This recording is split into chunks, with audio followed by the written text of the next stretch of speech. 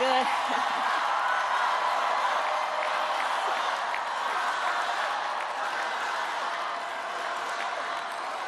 Good afternoon, everyone. Good afternoon.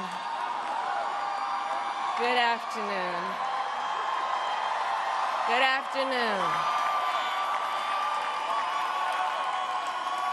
Thank you all. Thank you, thank you. Thank you, thank you. So let me say, and I love you back, and I love you back. So let me say, my heart is full today. My heart is full today, full of gratitude for the trust you have placed in me, full of love for our country, and full of resolve. The outcome of this election is not what we wanted, not what we fought for, not what we voted for, but hear me when I say, the light of America's promise will always burn bright. As long as we never give up, and as long as we keep fighting.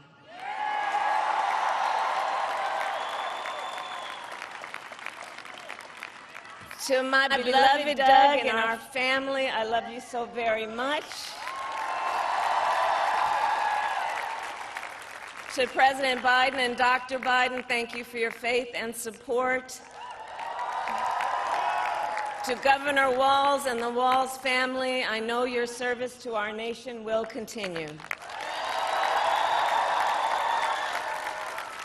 And to my extraordinary team, to the volunteers who gave so much of themselves,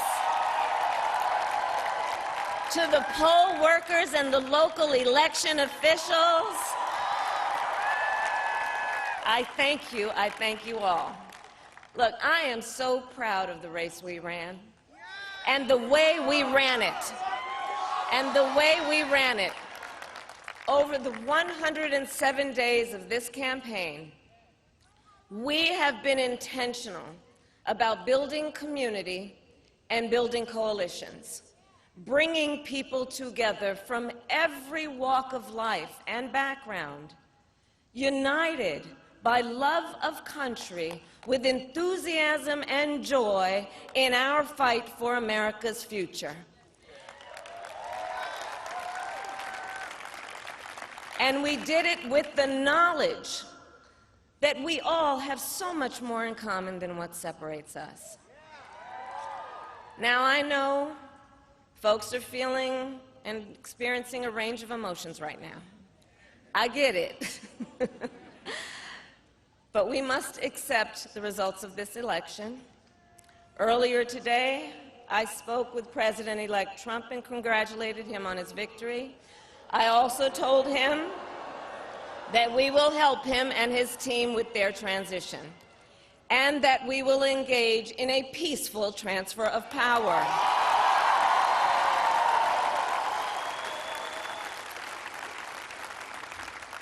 A fundamental principle of American democracy is that when we lose an election, we accept the results.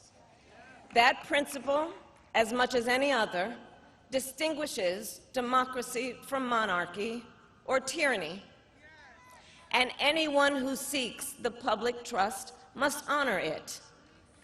At the same time, in our nation, we owe loyalty not to a president or a party, but to the Constitution of the United States.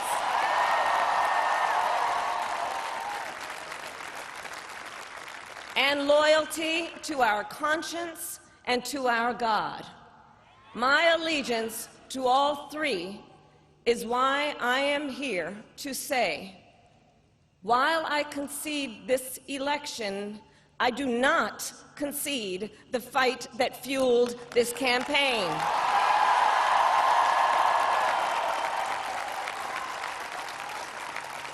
The fight for freedom, for opportunity, for fairness, and the dignity of all people, a fight for the ideals at the heart of our nation, the ideals that reflect America at our best.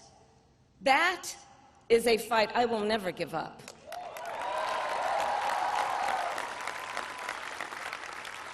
I will never give up the fight for a future where Americans can pursue their dreams, ambitions, and aspirations, where the women of America have the freedom to make decisions about their own body and not have their government telling them what to do. We will never give up the fight to protect our schools and our streets from gun violence. And America, we will never give up the fight for our democracy, for the rule of law, for equal justice, and for the sacred idea that every one of us, no matter who we are or where we start out, has certain fundamental rights and freedoms that must be respected and upheld.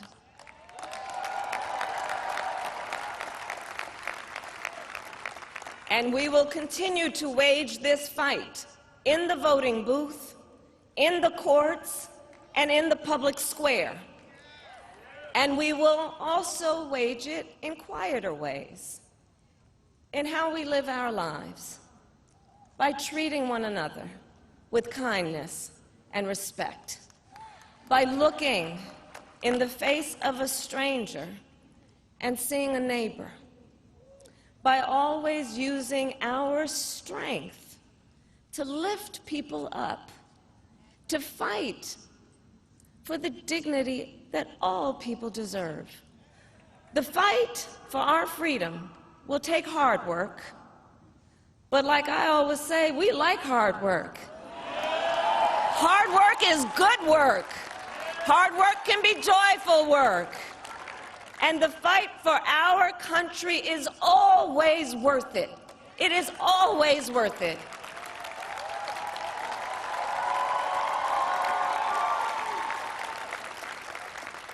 To the young people who are watching, it is, I love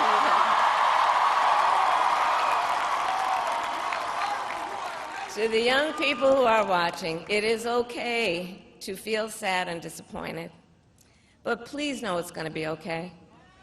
On the campaign, I would often say, when we fight, we win.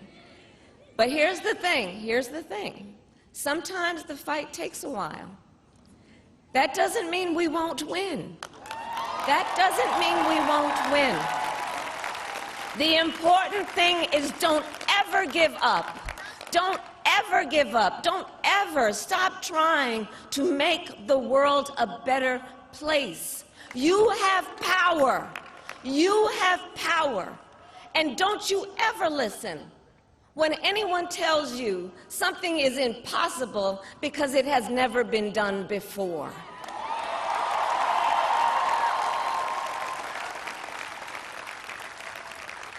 You have the capacity to do extraordinary good in the world. And so to everyone who is watching, do not despair.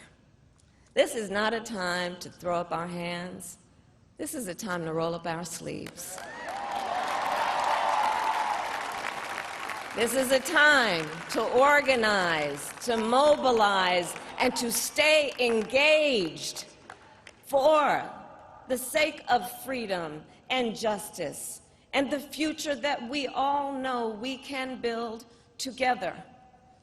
Look, many of you know I started out as a prosecutor, and throughout my career I saw people at some of the worst times in their lives. People who had suffered great harm and great pain, and yet found within themselves the strength and the courage and the resolve to take the stand, to take a stand, to fight for justice, to fight for themselves, to fight for others. So let their courage be our inspiration. Let their determination be our charge. And I'll close with this. There's an adage an historian once called a law of history, true of every society across the ages. The adage is, only when it is dark enough can you see the stars.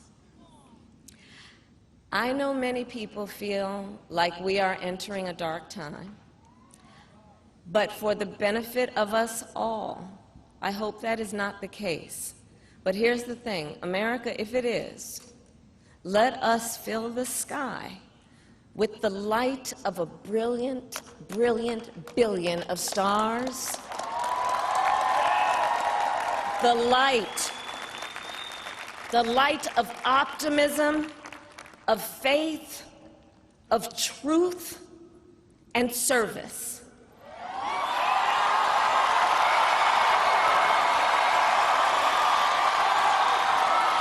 HU. And may that work guide us, even in the face of setbacks, toward the extraordinary promise of the United States of America. I thank you all. May God bless you, and may God bless the United States of America. I thank you all.